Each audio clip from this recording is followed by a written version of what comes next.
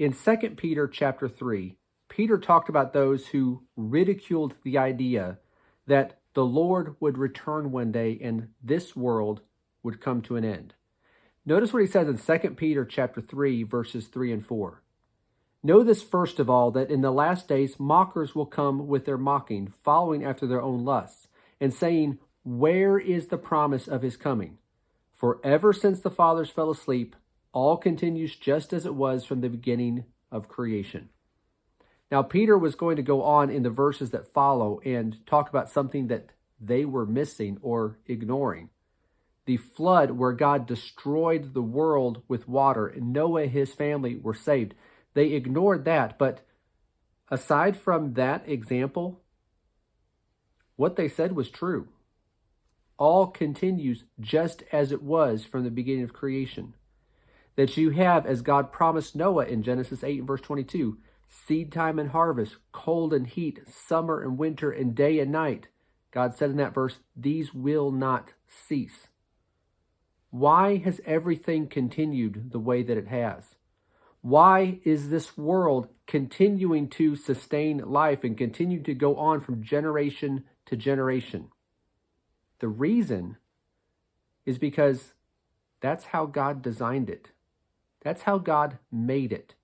We might call this God's providence, that this is how he continues to provide for us.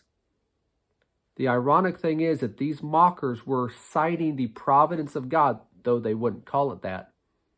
But they were citing this as the reason to discount God's promise that he was going to return one day to judge the world and bring this world to an end. What this shows us is not that God doesn't keep his promises, but that God does keep his promises. And it shows us that God cares for us and is able to provide for us. So this should not cause us, the fact that everything continues just as it was from the beginning of creation, should not cause us to doubt God's promises, but instead strengthen our faith in him, recognizing that he does keep his promises. He does care for us. So let's not miss this fact that you have, from generation to generation, God continues to bless us. This world continues to go on because that's how God made it. Knowing that God has shown this care and love for us and that God keeps his promises, let's also make sure that we're ready for the ultimate promise that God has given to us of eternal life in heaven with him. The way that we prepare for that is by following his will, by doing what his word has instructed us to do. So let's not look at the fact that this world continues and think that, well, God's forgotten about us. No, he hasn't.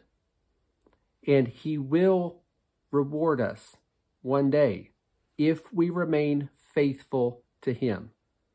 So let's not be discouraged that God's promises haven't been all fulfilled yet. But instead, let's keep our faith in him. Keep looking to him and trusting in him and hoping in him, so that in the end, we can have that reward that he's promised the faithful.